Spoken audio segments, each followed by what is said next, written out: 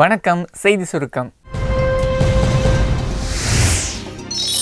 கர்நாடகாவில் காங்கிரஸ் எம்எல்ஏக்கள் மோதல். கர்நாடகாவில் ஈகிள்டன் சொகுசு விடுதியில் காங்கிரஸ் எம்எல்ஏக்கள் 77 பேர் தங்க வைக்கப்பட்டிருக்காங்க. விடுதியில் விடிய நடந்த விருது ஞாயிறன்று அதிகாலை முடிந்தது. அப்போது எம்எல்ஏக்கள் ஆனந்த் சிங், கணேஷ், பீமநாயர் ஆகியோரிடையே கடும் வாக்குவாதம் ஏற்பட்டது. அவர்கள் மது பாட்டிலால் ஒருவர் தாக்கி கொண்டாங்க. இதுல காயமடைந்த ஆனந்த் சிங் அப்போலோ மருத்துவமனையில் சேர்க்கப்பட்டார். ஆனா ஆனந்த் சிங் நெஞ்சுவலி காரணமா மருத்துவமனையில் சேர்க்கப்பட்டுள்ளதா காங்கிரஸ் மறுப்பு தெரிவிச்சிருக்கு. சசிகலாவுக்கு சலுகை. ஐபிஎஸ் ரூபா அதிரடி. சொத்து குவிப்பு வழக்கில் பெங்களூர் பரப்பன அக்ரஹார சிறையில் உள்ள சசிகலாவுக்கு விதிகளை மீறி சலுகைகள் வழங்கப்படுவதா சிறைத்துறை டிஐஜி ரூபா தெரிவிச்சிருந்தாங்க. சசிகலா ஷாப்பிங் போயிட்டு சிறைக்கு வரும் வீடியோவும் வெளியாயிருந்தது. சிறை விதிகளை மீறி சசிகலாவுக்கு 4 அறைகள் ஒதுக்கப்பட்டன, தனி சமையலறை ஏற்பாடு செய்யப்பட்டிருந்தது போன்ற தகவலும் வெளியாகுச்சு. இந்நிலையில ரூபா சிறைத்துறையிலிருந்து போக்குவரத்து துறைக்கு மாற்றம் செய்யப்பட்டாங்க. இதையடுத்து சசிகலாவுக்கு வழங்கப்பட்ட சலுகைகள் குறித்து IAS அதிகாரி வினய்குமார் தலைமையில குழு விசாரிச்சு அறிக்கை தாக்கல் செஞ்சாங்க. அதுல விதிகளை மீறி சலுகைகள் வழங்கப்பட்டது உறுதி செய்யப்பட்டது. என்னுடைய குற்றச்சாட்டு உண்மை என அறிக்கை வெளிவந்தது மகிழ்ச்சி ஏற்படுத்தி இருக்கிறதா ரூபா சொன்னாங்க. மேலும் சசிகலாவுக்கு சிறப்பு வசதிகள் ஏற்பாடு செய்து கொடுத்தவங்க தண்டிக்கப்படணும் அப்படின்னு அவங்க வலியுறுத்தினாங்க.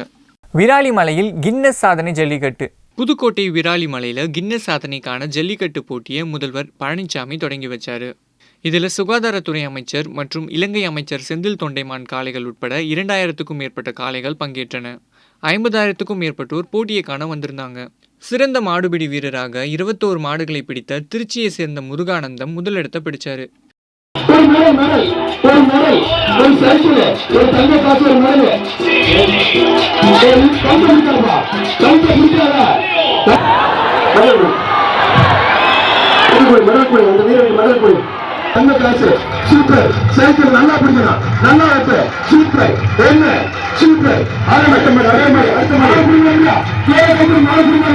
மதபோதகர் ஜாகீர் சொத்துக்கள் முடக்கம். மும்பையை சேர்ந்த இஸ்லாமிய மதபோதகர் ஜகீர் நாயக் 2016 இந்தியாவிலிருந்து வெளியேறினார். அவர் மீது பயங்கரவாதத்தை தூண்டியது, சட்டவிரோத பணமாற்றம், கருப்பு பண மோசடின்னு பல்வேறு குற்றச்சாட்டுகள் இருந்தது. இந்நிலையில கருப்பு பணம் பரிமாற்றம் தடுப்பு சட்டத்தின் கீழ் ஜகீரின் 14.40 கோடி ரூபாய் சொத்துக்களை அமலாக்கத்துறையினர் முடக்கியிருக்காங்க. இதுவரைக்கும் 50 கோடியே 49 லட்சம் மதிப்புள்ள சொத்துக்கள் முடக்கப்பட்டிருக்கு. அவர் மீதான வழக்கில் தொடர் நடவடிக்கை எடுக்கப்படும் அப்படின்னு அதிகாரிகள் தெரிவிச்சிருக்காங்க. 2020 கங்கை ஆறு 100% தூய்மை. கங்கை ஆற்றை தூய்மைப்படுத்த 26,000 கோடி ரூபாய் செலவுல திட்டங்கள் செயல்படுத்தப்பட்டுள்ளது.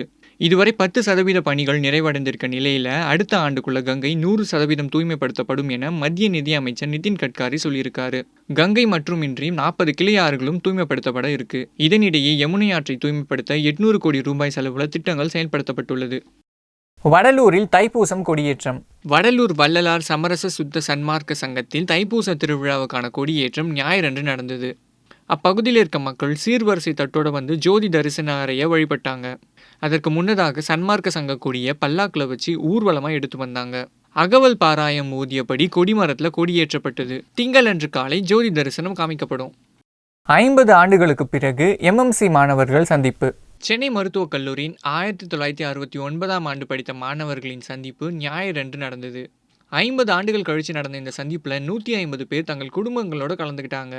ஒருவருக்கொருவர் நலம் விசாரிச்சு கொண்ட டாக்டர்கள் தங்களோட பழைய நினைவுகளையும் பேசி சிரிச்சுக்கிட்டாங்க. அதற்கு பின் பேராசிரியர்களை கௌரவிச்ச மாணவர்கள் அவர்களுடன் ஆர்வமாக புகைப்படங்களும் எடுத்துக்கிட்டாங்க. சந்திப்புல கலந்து கொண்ட 150 பேர்ல 10 பேர் லண்டன்லயும் 40 பேர் அமெரிக்காவிலையும் டாக்டரா இருக்காங்க. கிளாஸ் ஆஃப் 69 குடும்பத்தினரின் சந்திப்பு நிறைவுக்கு பின்னாடி கல்லூரிக்கு நன்கொடையும் வழங்கப்பட்டுச்சு.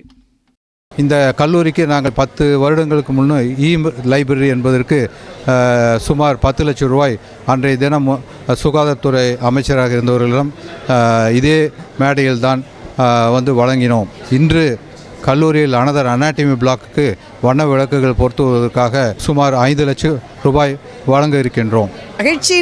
மகிழ்ச்சியை ஒரு அளவுகோல் போட்டு அதை நிர்ணயிக்க முடியாது. அந்த அளவுக்கு மகிழ்ச்சியாக இருக்கும்.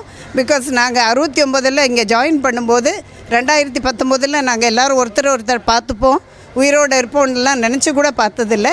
இது எங்களுக்கு நிஜமாகவே ரொம்ப மகிழ்ச்சியான தருணமாக இருக்குது.